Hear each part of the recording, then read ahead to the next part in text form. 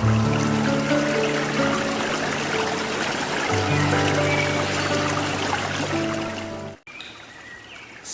pagi, Ibu Bapak, Saudara yang terkasih dalam Tuhan Yesus Kristus.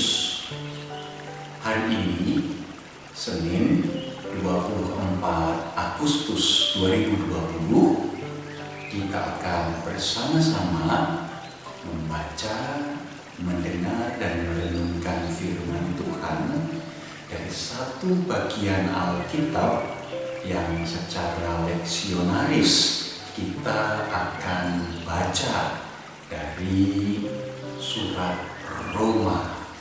Tetapi sebelum kita membaca, mendengar dan merenungkan, mari kita berdoa terlebih dahulu. Mari kita berdoa. Bapa Surgawi, kami bersyukur untuk berkat yang baru yang Kau berikan kepada kami pada pagi hari ini.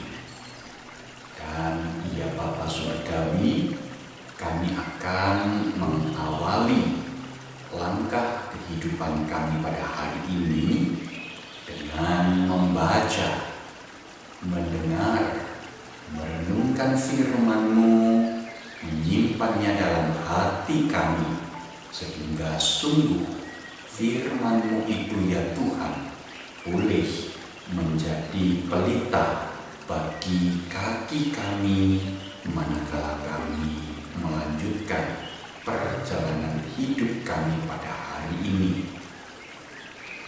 Oleh karena itu, ya Bapa Surgawi, kami berdoa memohon kiranya Roh Kudus menerangi hati dan pikiran kami, memampukan kami untuk betul-betul dapat memahami isi hati Tuhan.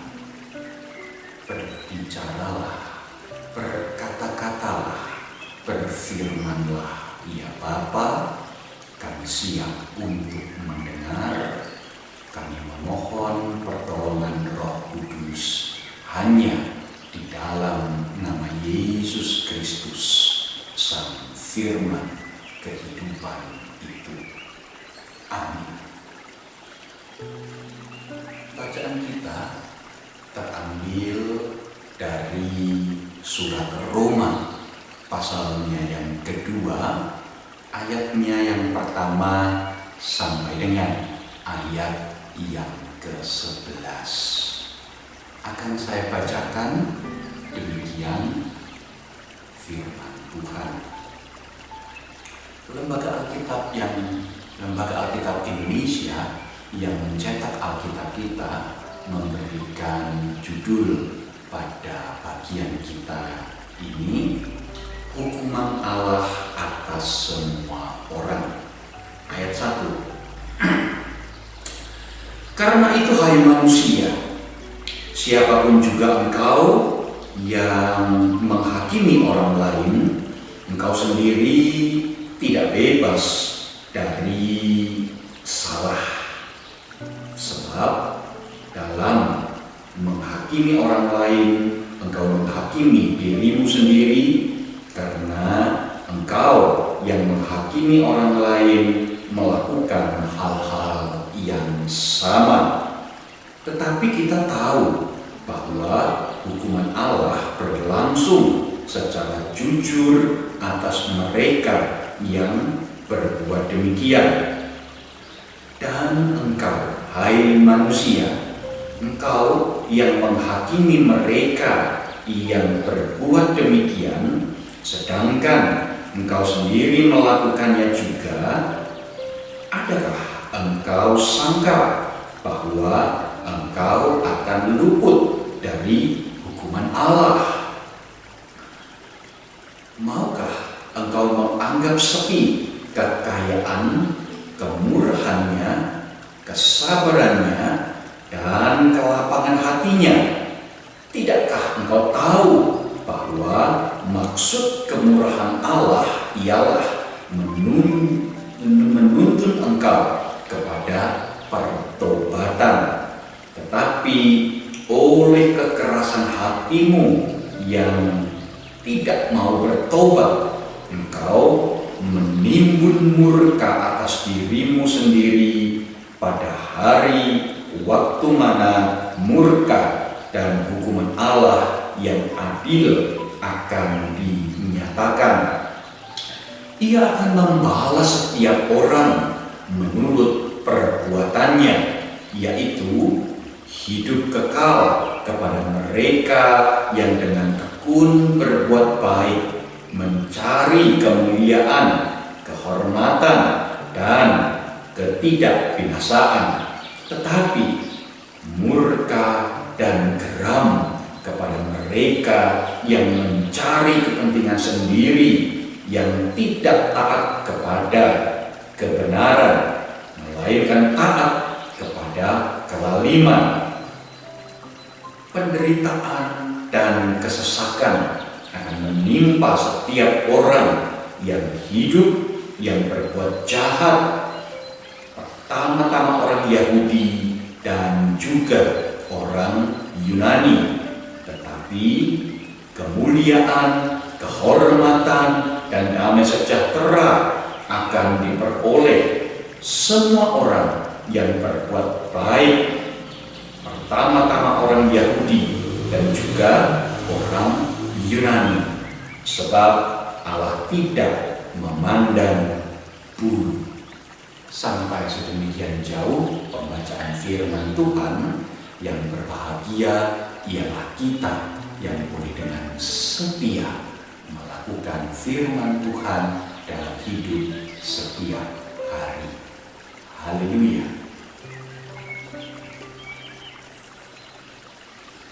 Ibu bapak, saudara yang terkasih di dalam Tuhan Yesus Kristus, istilah menghakimi atau berasal dari kata hakim sebenarnya adalah suatu kata yang diserap dari dunia pengadilan. Kalau saudara-saudara memasuki ranah hukum, lalu memasuki ruang persidangan, maka di situ saudara-saudara akan mendapati bahwa di dalam ruang sidang itu terdapat pribadi-pribadi yang memiliki peran masing-masing. Ada yang berperan sebagai hakim, ada yang berperan sebagai jaksa, ada yang berperan sebagai terdakwa, ada yang berperan sebagai saksi, ada yang berperan sebagai panitera, dan lain sebagainya. Orang pribadi yang berperan sebagai hakim adalah sosok yang menentukan sebuah perkara itu benar atau tidak. Seorang jaksa berperan untuk menuntut terdakwa yang disangka, dilihat sebagai orang yang melakukan suatu kesalahan. Terdakwa adalah sosok pribadi yang pada saat itu dihakimi, dan saksi adalah orang-orang, pribadi-pribadi yang dengan matanya sendiri melihat, dengan telinganya sendiri mendengar, atau dengan keberadaannya mengalami suatu peristiwa yang bersangkut paut dengan kesalahan atau tindak kejahatan yang dilakukan oleh terdakwa. Nah, ibu bapak, saudara yang terkasih di dalam Tuhan Yesus Kristus, setiap orang Kristen dipanggil untuk menjadi saksi Kristus. Artinya apa? ketika Yesus Kristus datang ke dalam dunia, Yesus Kristus tidak datang untuk membawa penghakiman, untuk membawa kebinasaan, tetapi Yesus Kristus datang untuk membawa perdamaian, untuk menyerukan pertobatan.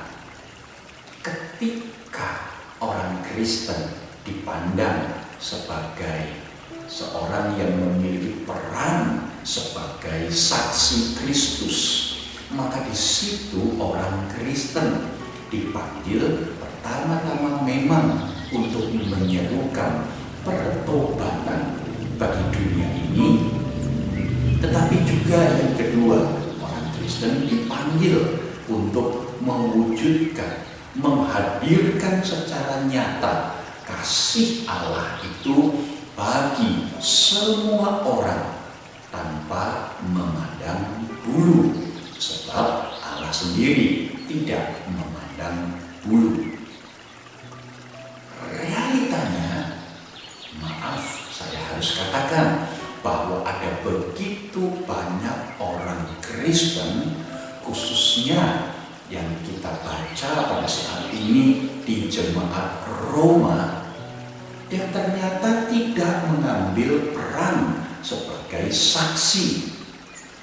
Mereka justru melakukan perkara-perkara, tindakan-tindakan, peran-peran sebagai hakim, memutuskan seseorang itu salah, memutuskan seseorang itu tidak melakukan yang benar, atau bahkan mengatakan bahwa si A seharusnya dihukum ini, si B seharusnya menerima kutuk Allah seperti itu. Waduh,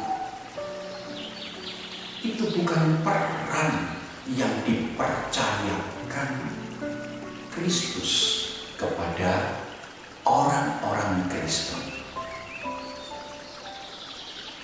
Kristus memanggil orang percaya untuk menjadi saksinya. Nah, Ibu Bapak, Saudara yang terkasih dalam Tuhan Yesus Kristus, mari kita bercermin di dalam kehidupan kita setiap hari. Adakah kita melakukan peran kita sebagai saksi Kristus, atau jangan-jangan kita justru merebut, mengambil alih peran Allah sebagai hakim? Sering saya mendengar orang Kristen berkata, "Oh Ben, biarkan orang itu celaka karena dia sudah melakukan ini. Oh, tidak tahu diri, biar dia terkena kutuk Tuhan, sudah melakukan itu." Bapak Saudara yang terkasih, itu bukan peran orang Kristen. Apalagi kemudian ada orang-orang Kristen yang merasa diri lebih baik daripada orang-orang lain dan berkata, "Kowe mlebu neraka, kamu masuk neraka, kamu dihukum Tuhan."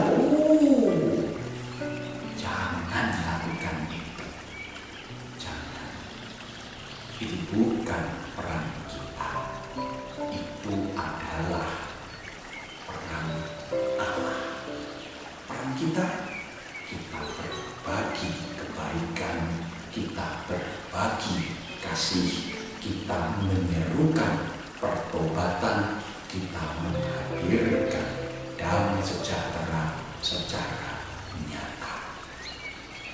Ibu Bapak, Saudara yang terkasih, maukah pada hari ini kita mengambil komitmen, Tuhan, hari ini aku mau berbagi kasih, aku mau berbagi cinta kepada siapapun orang yang aku jumpai di dalam rumahku, di dalam keluargaku, di orang-orang di pasar, orang-orang di tempat kerja, dimanapun aku berada. Aku mau mengatakan hal-hal yang baik, yang mengungkapkan cinta kasih Tuhan kepada mereka.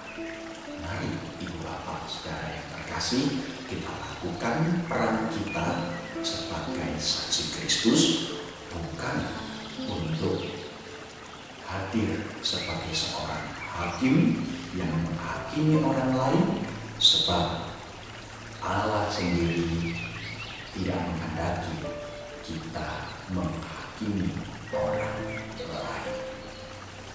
Amin. Mari kita berdoa. Bapa Surgawi, kami datang di hadapan-Mu mengaku diri sebagai pribadi-pribadi yang seringkali tidak melakukan peran kami sebagai saksi-saksi Kristus. Terkadang kami lebih suka mengikuti kedagingan dan keegoisan kami, mengucapkan hal-hal yang menghakimi orang-orang yang ada di sekitar kami. Ampun kami ya Tuhan, tetapi juga mampukanlah kami untuk terus hidup sebagai saksi Kristus dan menyerukan pertobatan bagi orang-orang yang ada di sekitar kami, yang juga menyatakan kasih-Mu secara real, secara nyata di dalam kehidupan kami sesehari lepas sesehari. Pimpinlah kami ya Bapa, sebab kami mengamini dan mengimani bahwa firman-Mu adalah pelita bagi kaki kami. Di dalam nama Yesus Kristus kami berdoa. Amin.